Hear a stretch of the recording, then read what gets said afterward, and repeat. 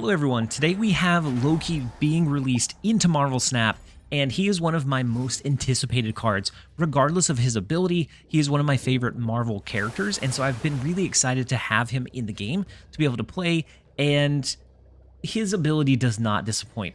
He is a 3-cost 5 power, which is a good just kind of power ratio for that toss slot. It's in line with a Spider-Man, with a Polaris, but he has the ability to replace your hand with cards from your opponent's starting deck and give them -1 cost. And so if you get this on curve, you're going to be able to do your opponent's plays, but a little bit cheaper. And so you should be able to out-tempo and outvalue them while using their cards and their strategies against them, which is phenomenal. I love being able to and needing to play on your toes. Depending on what matchup you're up against, it's going to dictate how and if you use Loki and how you utilize him. Now, he's not going to be great in the high evolutionary matchup because he will copy the vanilla cards before high evolutionary evolved them into having their abilities, and so their cards will be more beneficial than what yours will. And in this deck, it is fairly accessible. Mirage, of course, is a higher end card. If you don't have it, it could easily be a Cable, it could be a Sentinel, that way you keep your hand full and you can play that early game. And it's very easy to replace. You're going to get just about the same value from it from a Sentinel play.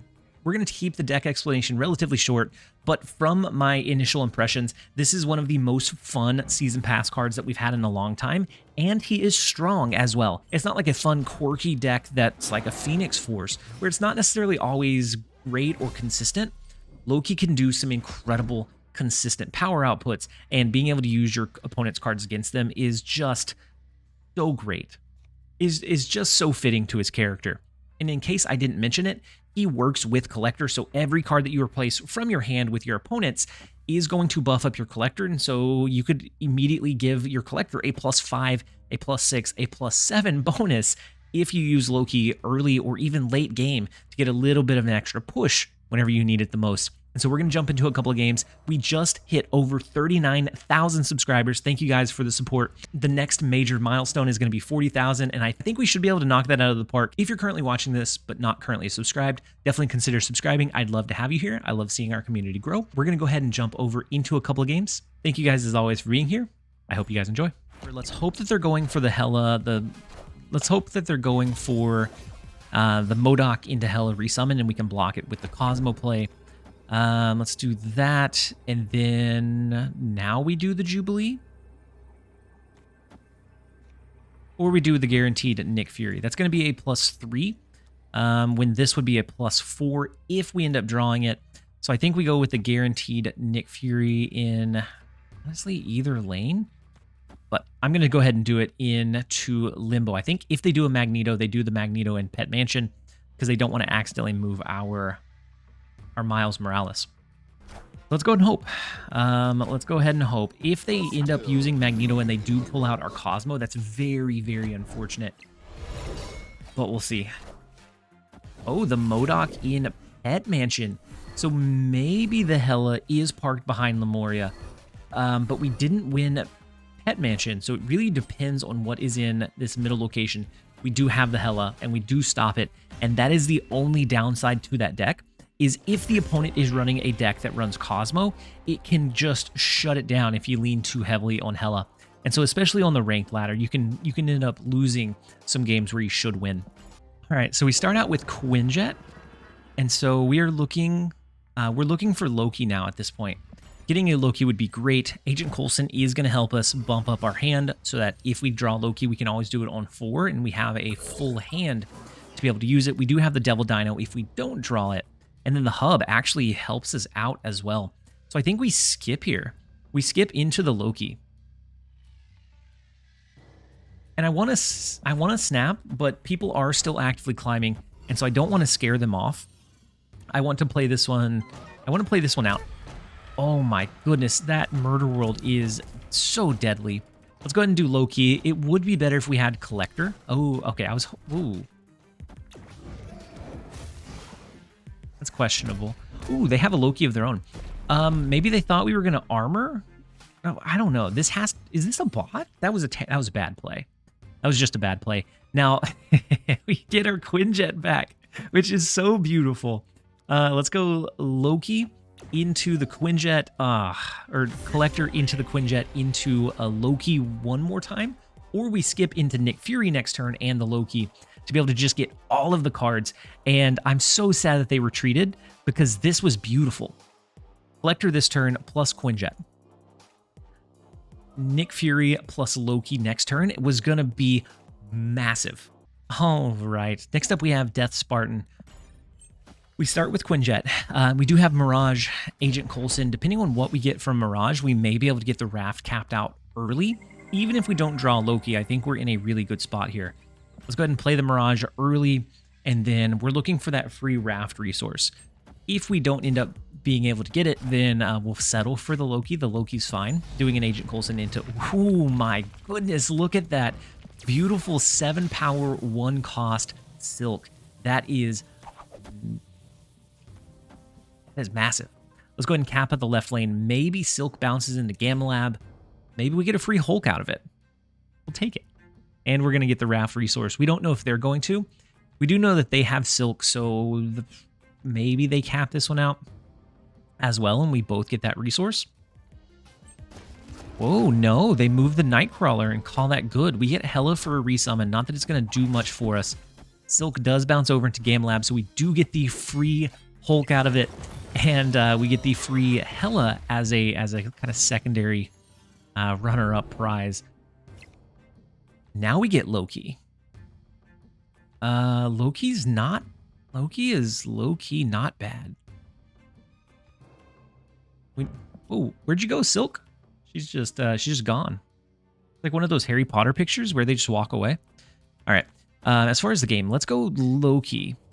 Because I like it. I think Agent Coulson, we might be able to spare a turn, but we're going to leave the Hela as well. I don't really care for having the Hela here.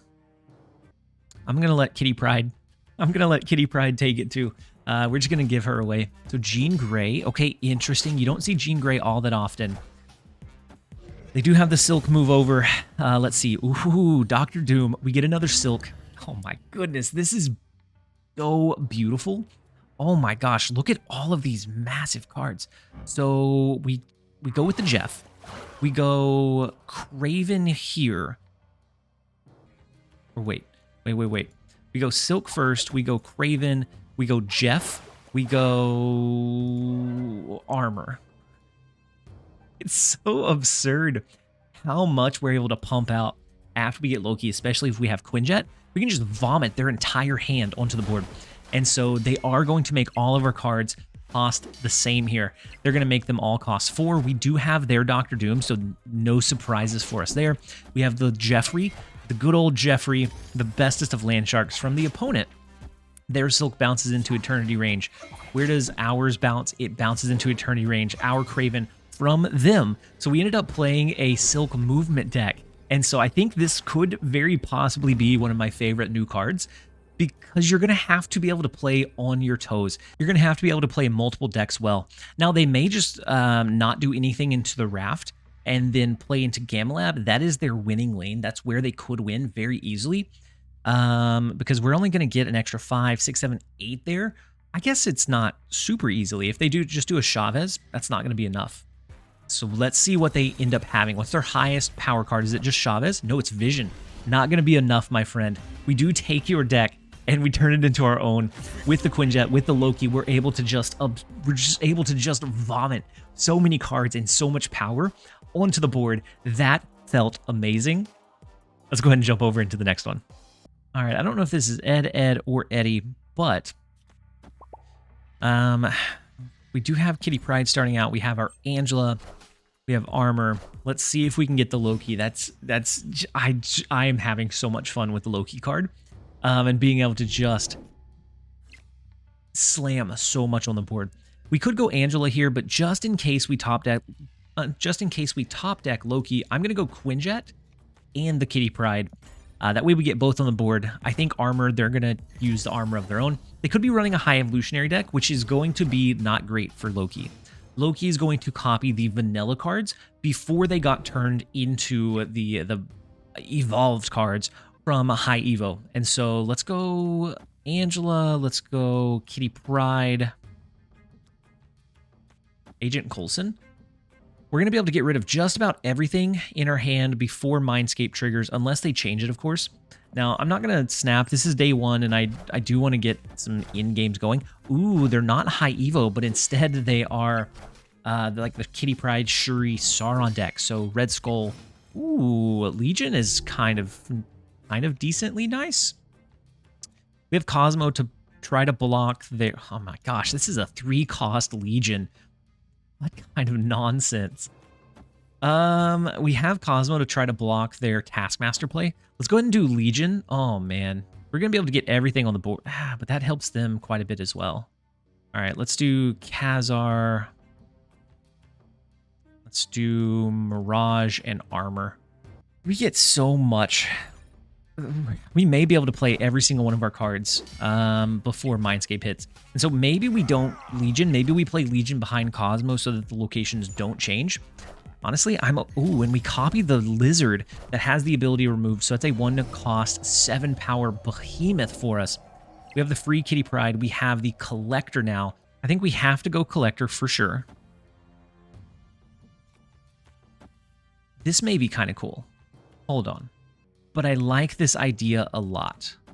If we trade cards, trade them back, trade again, I think Collector just goes through the roof, right? I don't know. I do want to try it for science. We could have played the Cosmo and played Legion behind it, but I like this idea. It seems really fun.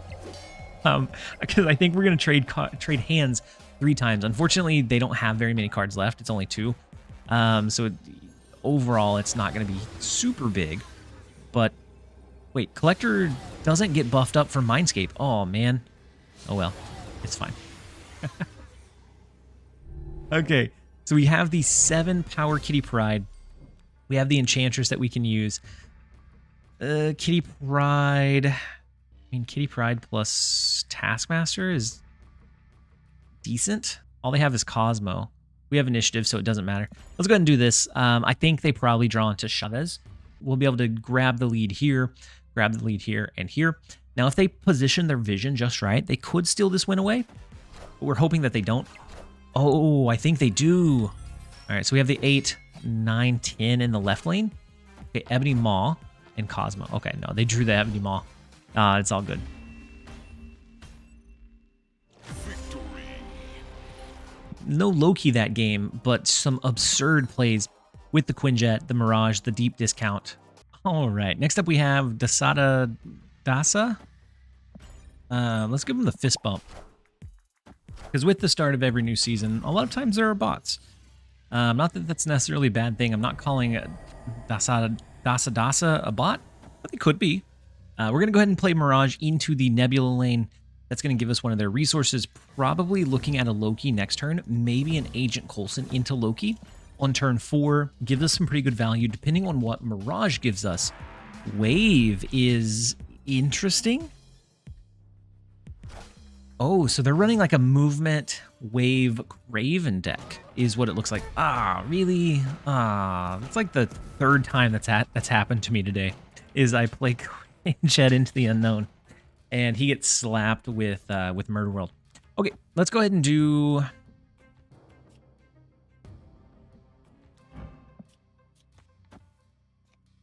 I don't necessarily care for waves. Let's go ahead and do Loki into the Nebula lane. That's going to give us plenty of resources to leverage and utilize. They go Cyclops. What a beautiful Cyclops. Oh, and they're running high Evo, so our cards are not going to be evolved like theirs.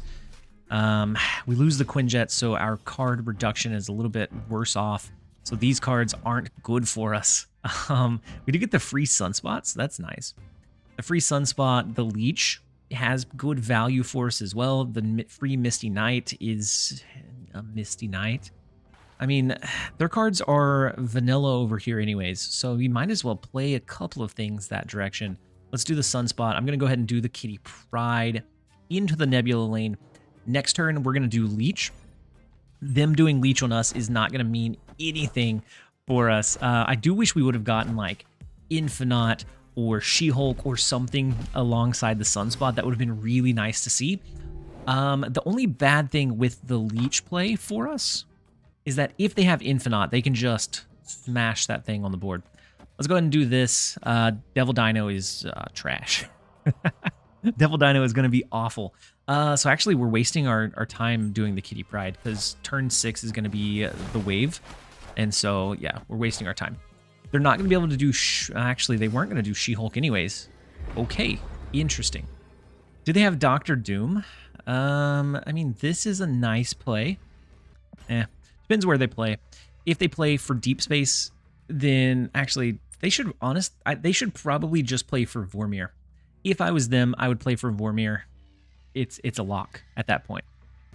Really? Oh, I guess the Evil Hulk is fine too. And that, unfortunately, is going to be one of the downsides of Loki, is if High Evolutionary is common, you're probably going to want to lean away from the Loki line and more into your Devil Dino line, because we don't get as much benefit out of the cards as they do. All right, next up we have Card Counter, and this looks like an immediate win. If I wasn't recording and I didn't want to make sure that these games went as far as possible, I would snap here. We have the Collector into the Loki. We also have Kitty Pride, so maybe we do Collector, Agent Coulson. On turn 4, we do Loki plus Kitty Pride. Our hand's going to be very full. We're going to get a big bump in the Collector. We're going to get the extra plus 3 energy from the White Hot Room, and just get so much value on them. We could also do Mirage. Mirage plus Kitty Pride here. I like the Agent Coulson into next turn doing the Loki and Kitty Pride. Ooh, we started getting roped. Oh, the Cloak is interesting. They can cap out this location. Nice. So the Absorbing Man, we could use that to trigger Agent Coulson one more time, but we're going to do Loki. We're going to do Kitty Pride as well. That's going to give us 5 reduced cost resources. We'll pull into the Kitty Pride. That way we have the continued value for the Collector. It's going to bump up our Collector in the process, and so it does put it within Shang-Chi range, actually. And so I'm wondering if they get the extra energy as well or not. I don't know. It doesn't. I mean, it's fine. They get the big dagger. They storm in the lake, which we have a lot of energy. Plus, we do have their Heimdall, and so I think we're okay. We don't need to rush that. What if we did? I mean, we have so much energy here. What if we did arrow, arrow dagger? Oh my gosh, armor. Oh wait, this could be cool. Oh my god, arrow, iron fist, dagger, bumping over here. Oh my gosh, there's too many inputs here. Let's do this. I don't know if this is perfect. Oh wait, this is definitely not perfect. Let's take the Kitty Pride away. That was awful. Let's do this. We do have Heimdall, but it's not going to be great. They go ahead and do use the Heimdall shift here, unfortunately. That gives them a really big flooded location. And then the Ghost Spider to pull the Heimdall out is interesting. So our dagger here, oh well, our arrow didn't do anything. Our dagger here is not going to be great. We can push a little over 10 power, so we can push 14 power, 15 with the Collector, 15 over. Actually, that pushes us to a tie.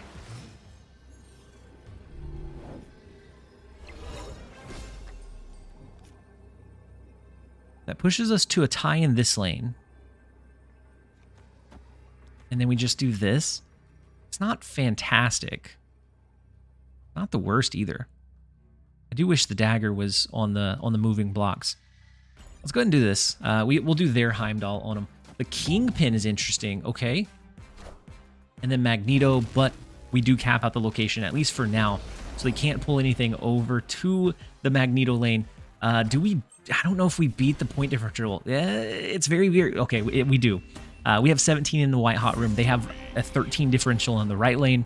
What a weird game. Any of these Loki games are going to be like just the most interesting, kind of unique games that you're ever going to see. Being able to do their own deck, but cheaper, you're going to be able to outvalue them. So as long as you get a good pull from the Loki play, especially if you have Collector on the board, you just get so much value out of the play. We are going to go ahead and end the video here. I hope that you guys enjoyed the video. If you did, make sure to give it a like and a comment down below. As always, this has been TLSG. Later, guys.